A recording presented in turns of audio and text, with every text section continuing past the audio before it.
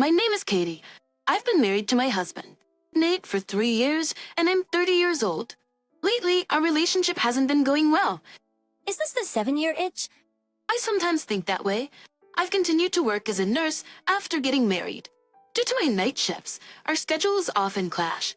I want to believe my job is the reason, but that's just avoiding the real issue. The real problem is infertility, and I know it. For instance, during our dating days, Nate once told me, when we get married, I'd like to have at least 3 kids. 3. Isn't that a handful? Sure, it'll cost money, but the joy it brings is worth it. Besides, the birth rate is declining, so our kids should be cherished, right? Nate was smiling as he said this.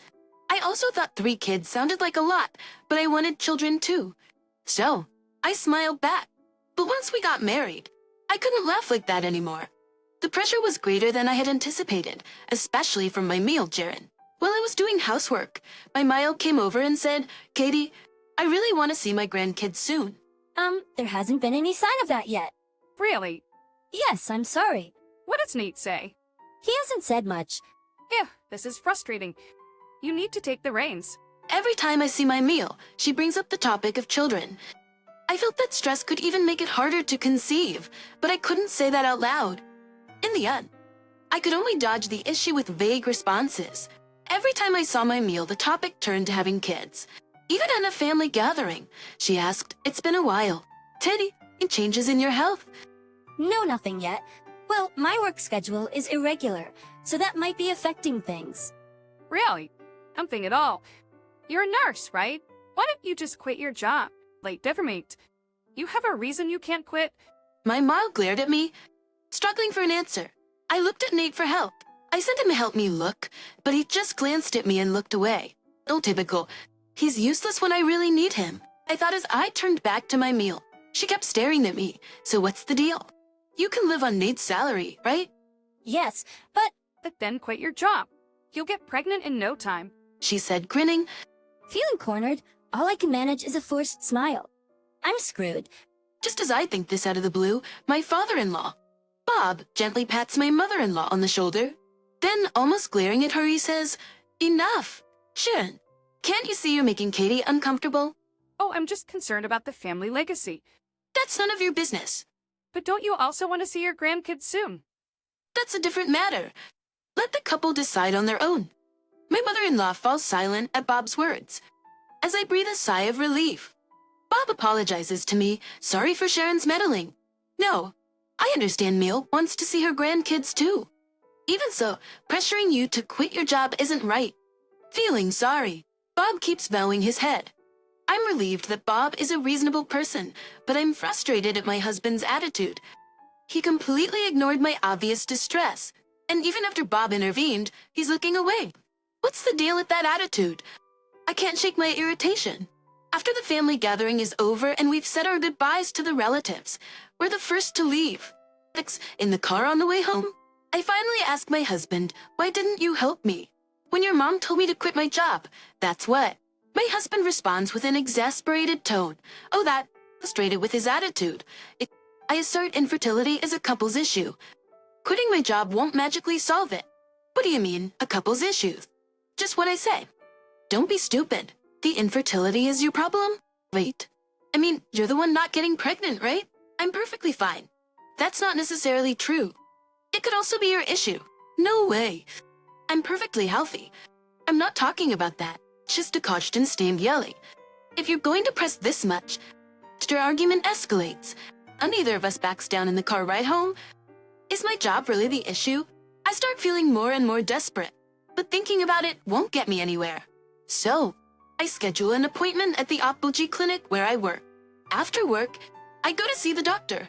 When I bring up infertility, the doctor tells me we'll need to do some tests like ultrasound to know for sure, but a regular lifestyle could be a factor. I see. Being a nurse like you can lead to irregular schedules, which might affect your menstrual cycle and even lead to infertility. The doctor explains further. Seeing the look on my face, she smiles and adds, stress can also be a cause. Some people can't conceive because of external pressures. That makes sense. Why not focus on reducing stress? There are also supplements available. She suggests. I followed her advice and tried various things, but I never managed to get pregnant. 2 years have gone by like this. It's awkward routing my mail because there are still no signs of pregnancy. In the end, I haven't visited my in-laws even once in these 2 years. Just around that time, my husband, John, stopped mentioning kids as well. At this rate, not only will we not have kids, we might even head towards divorce. I sighed. Before we got married, Nate was really considerate. He cared about my stressful job and even made time to go out with me. But when I tried to improve our relationship by suggesting we go out on weekends, he looked at me scornfully and said, "Hang out with you? Are you kidding? It's not a joke. We're married, why shouldn't we go out together?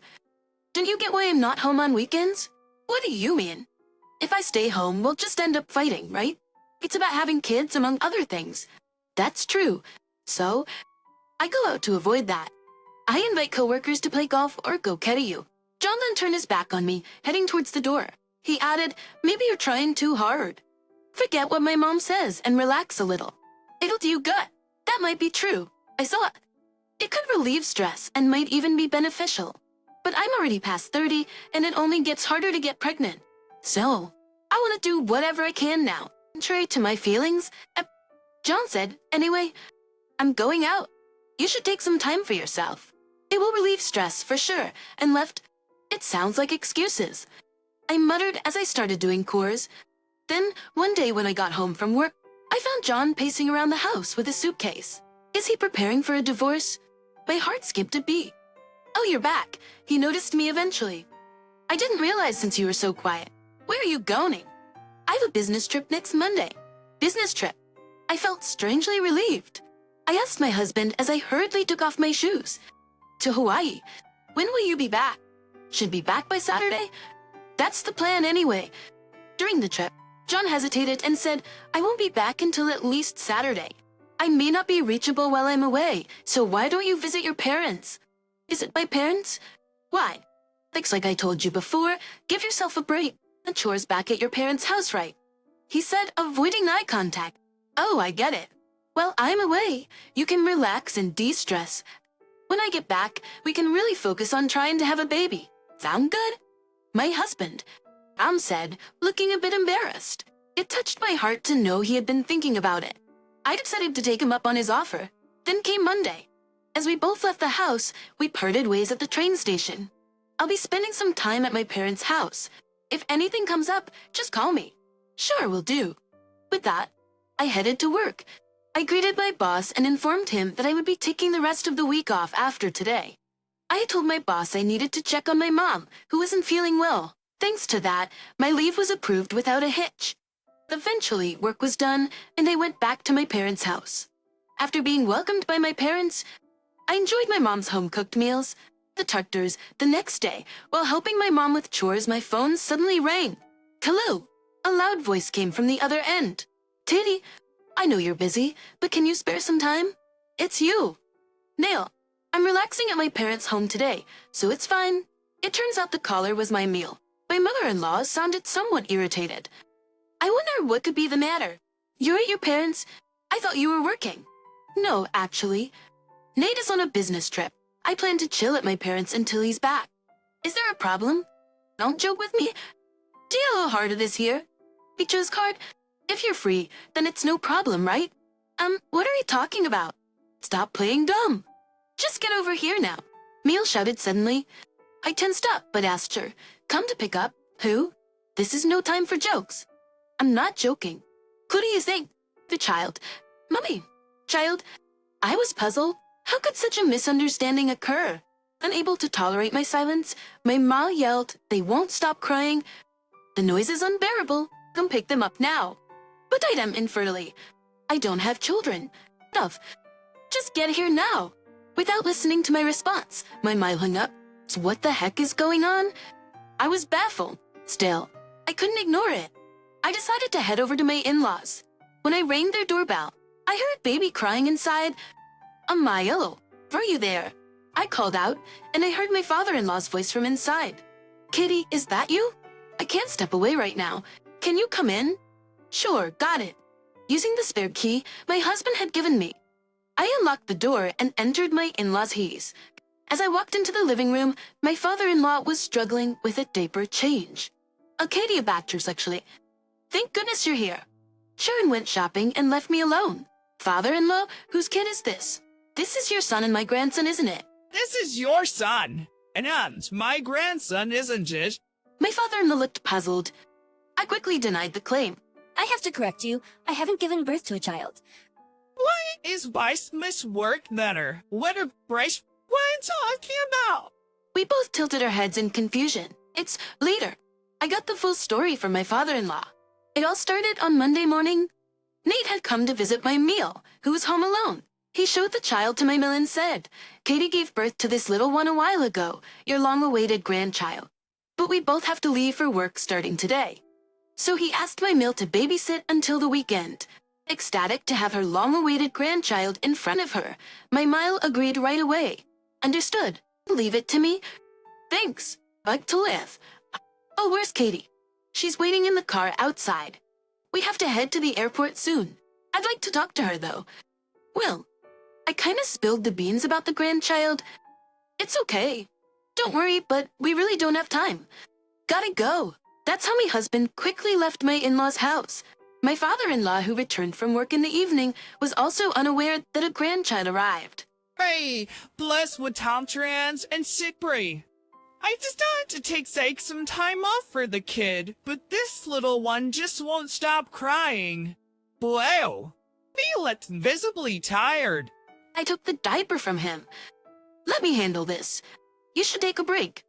But let's be clear, this child isn't mine. Are you sure it's not your kid? Yes, I'm infertile, and there's no sign of pregnancy for me. Then whose child is this? I gritted my teeth. Only one possibility crossed my mind. The child must be Nate's with someone he cheated on me with. Still, I couldn't prove it here and now. Maybe Nate was babysitting someone else's kid and found it tough, so he left the child with his parents. But I doubted it. For now, calming the crying child was my priority. I quickly changed the diaper and prepared some baby formula. Once the child stopped crying, I asked my father-in-law, "You weren't here when Nate came to drop off the child, were you?" I was at work, you know. So, is there anything else you're holding for us? Well, there's a bag. Sharon said that Nate left it here. My father-in-law brings the bag from the living room. Inside are formula and diapers. A child health book is also found deeper in the bag. A child health book? There should be a parent's name written here. I check the section for the parent's name. It says Oscar. I show it to my father-in-law and say, "Dad, look here." It says Ezekiel as the parent's name. So that means the mother of this child isn't me, but this woman named Asuka. But this woman named Asuke, so it's not our grandchild then. It's not certain. It could be Nate had a child with another woman. You mean he cheated? Upon hearing my answer, my father-in-law visibly sags. Even if the child were his grandchild, he wouldn't be overjoyed. Even worse if it's not his grandchild. It would be all for nothing. It's a tough situation either way for my father-in-law. Anyway, let's keep this a secret from Mill. Why? It comes it's them. Was Nate cheated? Because Mill might tip off Naoto. It'll be more convenient if he thinks I don't know, right? Oh, I see. Then need I say I'm brewing. No, please keep this a secret. That's my father-in-law, and I get our stories straight. Later, my Mile comes back from shopping. She starts berating me, while my father-in-law calms her down. I just listen to her lectures. Of course, I've done nothing wrong. But if I don't keep quiet, I won't be able to confront Nate later. So I endure. But Smile calms down. I tell her, I'm sorry. Actually, my mom back home isn't feeling well, so I was there. What? You told me over the phone you were just hanging out. I just said that so you wouldn't worry. So you were actually taking care of your mom. Yes, that's right. I understand that Katie is going through a lot too. After the eye. Tom grudgingly agrees. Thus, the child will be taken care of by my in-laws for a while. That aside, I have something else to take care of. That would be investigating Nate's actions. After leaving my in-laws' house, I head straight for downtown. If he indeed has a mistress, mumbling to myself, I visit a law firm I found on my phone. I am Katie, the one who called earlier. Oh, that man being acting to you. You can't hire. What? I'm Johnson from this law firm. The one who greeted me with a nod was a man in his 50s. I was then guided by a female receptionist into a room further inside. Alone with Attorney Johnson, I started the conversation. The truth is, it seems like my husband is cheating on me. Katie, I do say, do you have any evidence? Well, about that, I explained the situation that had just happened. Johnson frowned and said, that does seem suspicious. However, it's not concrete evidence. I'm aware of that. However, the name of the suspicious woman does ring a bell. Ain't. Who is she? It's due to confidentiality. I can't give you specifics, but you got some few days. I start making arrangements for Kekram. Arrangements. Ah, okay. I wasn't fully convinced, but Attorney Johnson seemed pretty sure about something. I had no choice but to trust him and leave it to him. A few days passed without any developments. A few days passed without any developments. I finally got the awaited call on Friday afternoon. When I arrived at Johnson's office, there was an unfamiliar man waiting. I was urged to sit next to the man by Johnson. Thank you for waiting. Teddy, do you know this man? I quickly glanced at the man's face. I didn't recognize him. I'm sorry, but he doesn't look familiar. Johnson nodded and continued. This man is David. He works at a nearby company. Alville. And his wife. Asuka was cheating on him with a former coworker. Bob consulted me about getting a divorce. Johnson showed me a photograph. In it, my husband was arm in arm with an unfamiliar woman. Johnson went on to explain the background. Asuka and David have a 1-year-old son. Recently, they discovered that the child's blood type is B. However, both Asuka and David are type A. Naturally, David suspected Asuka of cheating, although she denied it. David hired a private investigator. The investigation revealed that Asuka's affair was with a former coworker from her previous job. They even got photos as proof. It appears that they were having an affair. Bob presented this evidence to Attorney Smith. It seems my wife is cheating, and I want a divorce. All right, let's talk this over with your wife. So divorce proceedings began for the two of them. Just when that was happening, I brought up my husband's suspected affair. So you had an idea about this. When I asked Johnson, he nodded. That's why I consulted with David, and he brought the evidence he had gathered. I see. Thank you for going through the trouble. I bowed my head to David.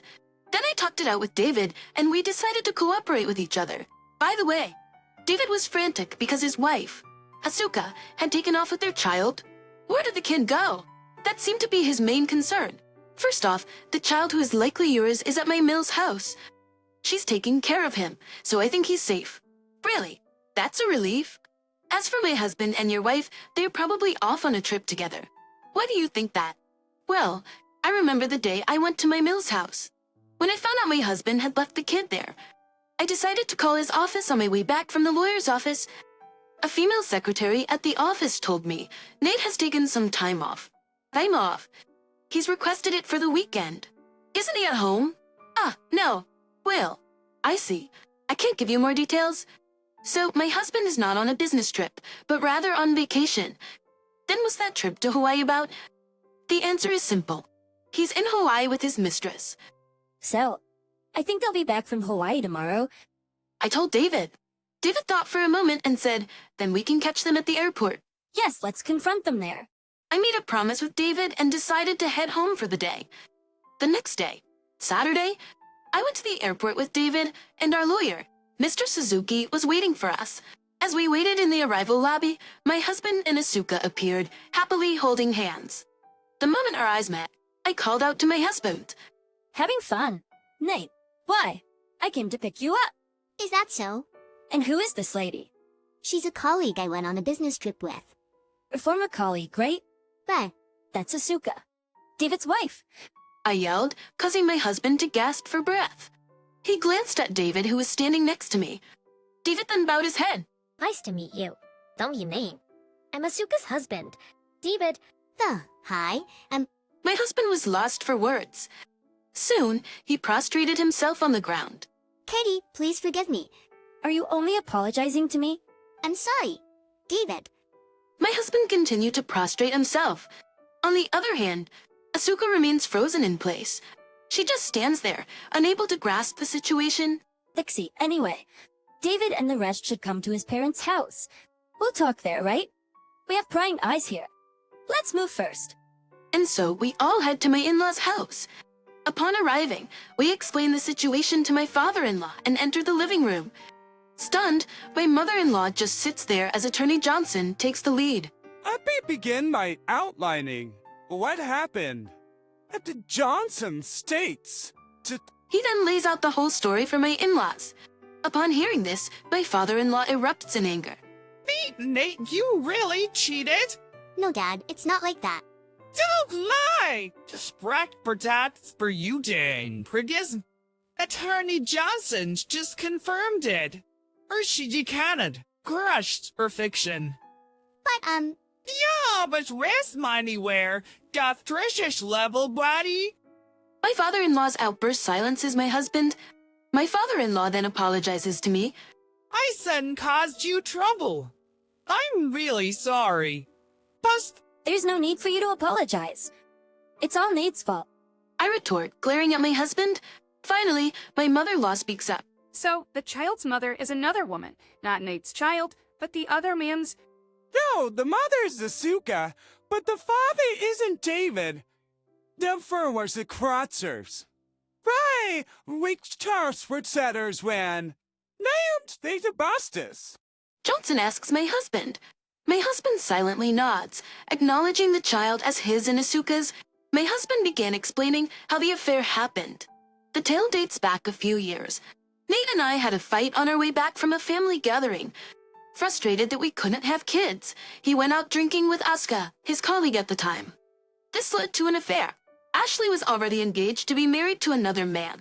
The affair didn't end even after Asuka quit her job to get married. Their relationship continued, and by the time she was married, she was pregnant. so about a year ago, the child was born. Pretty shortly, Asuka had a fight with her husband and didn't want to stay home. My husband continues, we decided to take a vacation to Hawaii. In the end, Nate and Asuka's selfish actions roped me and another man into their mess. I'm utterly disgusted. So, what are you going to do about it? I ask. Bob bows his head, Katie, let's get a divorce. I want to raise this child with Asuka. You think that's going to fly? I'm really sorry, but it's my child. You're just selfish, I say, growing increasingly angry. Then an idea strikes me. I should make him regret this so much. I thought telling my husband exactly what came to mind. If you agree to my conditions, I'll divorce you. What conditions? One, $30,000 as a divorce settlement, and another $10,000 for Asuke. $30,000 and $10,000. That's way too much, isn't it? Then, I'm going through emotional distress because of your affair. This is a reasonable amount of money. But, Nate glances at Attorney Johnson. Oh, you did have an affair, and even fathered a child. $10,000 seems as reasonable. wait a sec. Attorney, that's just... If you're not satisfied, we can go to court or mediation. The what be? the court. That sounds a bit excessive. John shies away at the mention of court. He clearly doesn't want to escalate things. After some thought, Ellen says, fine, I'll pay the alimony. That means we're divorcing, right? I've one more condition. Red treat muffinies. Vision, of course. But, You didn't just ruin our marriage. You broke another home with David. One more condition shouldn't be a problem. Rick's angry. I shout at him. Nate just nods quietly, intrigued staring at him. I make my final demand. If you're going to live with her, promise not to divorce her until their child is an adult. Pam, That's my condition. is that really okay? It's fine. I smiled slyly. But to anyone looking, it may seem like I'm backing off, but that's far from the truth. I'd never let a cheating husband off that easily. I'd never let a cheating husband off that easily. I laughed inside as John thanked me. As for other conditions like property division, we let Attorney Johnson handle it. It wasn't easy, but dragging this on wasn't good for either of us mentally. But I decided to compromise at a certain point. Just loss or gain, that's not what this is about. And so about 3 months later, as Nate and I divorced, it's around the same time, David's divorce was finalized too. I heard that Nate remarried with Asuka, but I didn't care. Finally, it's over. I'm feeling relieved. I took my alimony. I've been feeling more positive lately. Maybe it's time to look for someone new. After finishing work, I left my workplace with those thoughts. After work, as I head to the parking lot, I notice a familiar figure near my car. Is that... As I approach, he notices me and shouts, Katie, finally found you? You mean, Nate? What are you doing here? I've been waiting for you. You tricked me. I was confused. I frowned, but Nate kept yelling at me. Adir, you're the worst. How you fooled me? John continues to complain as if venting. Then it finally dawned on me. Ah, so he's figured it out. I understood, but arguing seemed too much hassle. After ignoring it for a while, Nate finally noticed my silence and said, Hey, Biz, speak up. Tiny. What should I say? You've been lying to me. About what? It's about the kid. The kid? So he did notice. I sighed. Then I firmly responded, I have no idea what you're talking about. Don't lie. You knew, didn't you? No what? That the kid isn't mine. So what? What kind of response is that? Excusing, then Nate confronts me. I push Dave back and retort, Don't joke around.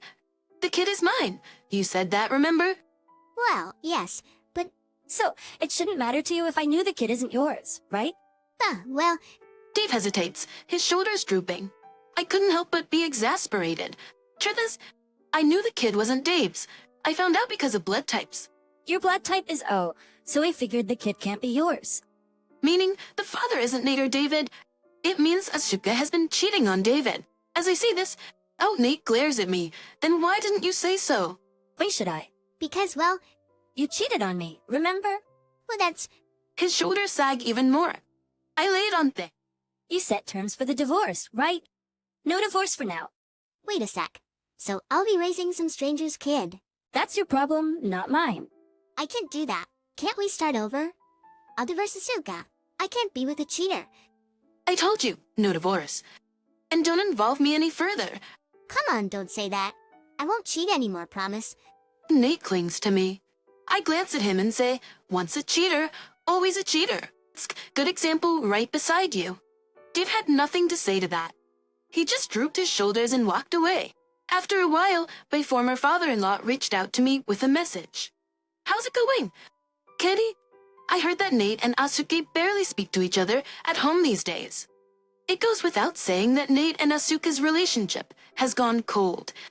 Apparently, they can't divorce due to the conditions set during my own divorce with him. Their home life is a mess, full of constant arguments. It even started affecting Nate's work, and he ended up quitting his job. He's getting by with some part-time work for now, but who knows how long that'll last. Anyway, it's not my problem anymore, so I'm playing dumb. As for me, there's been a small change in my life. I recently attended a singles mixer and met someone with similar interests. We're still just friends, but I'm hoping it'll turn into something more.